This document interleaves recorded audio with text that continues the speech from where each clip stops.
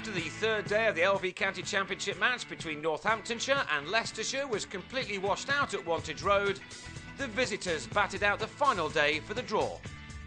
They began it on 52 without loss in their second innings, leading by 53, and there just wasn't enough time for either side to force a result, even after Will Jefferson fell in the 8th over of the day, bowled by Jack Brooks off the inside edge for 28. Another 11 overs were lost for bad light, and then after that Matthew Boyce used his day to good effect, first posting his half-century from his 88th ball. The opener had scored his career best of 119 in Leicestershire's last match with what was only his second ever century, and he continued his splendid form with the bat into the afternoon session here. Lunch had come with the match already heading for a stalemate, with Leicestershire's lead at only 104, and that was not about to change. Paul Nixon, a 40-year-old in the twilight of his career, at least got to spend some valuable time in the middle. But it was Boyce who made the most of a rare innings when there wasn't much pressure. The LV County Championship offers a much more competitive tournament than it once was, and situations such as these don't come around too often these days, which is certainly good for the game. Neither county could be blamed on this occasion either.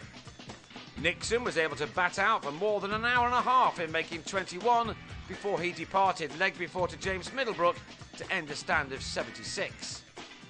Boyce was still there though, and he was pretty much the only batsman who was hitting boundaries after he was joined by James Taylor. Twice he drove Middlebrook through the covers as he again moved into the 90s. And he completed his second century in the space of 2 matches when he ran Rob White down to third man, much to the excitement of our camera. It had been a fine knock with his 100 coming off 169 balls, 17 of which he'd stroked to the fence. He would have liked to have seen out the rest of the day and beaten his career best once more, but after adding just one more run, he went to cut Middlebrook and edged via the wicketkeeper to Andrew Hall.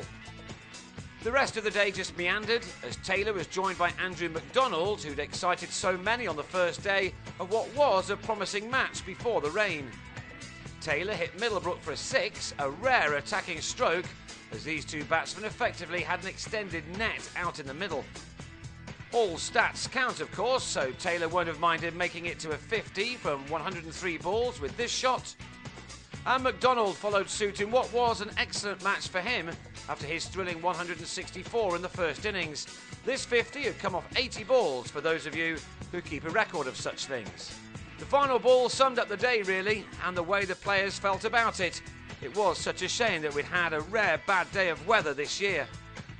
Both sides took 9 points from the match, and that's enough to keep Northamptonshire on top of the second division table and maintain their unbeaten record in all cricket so far this summer.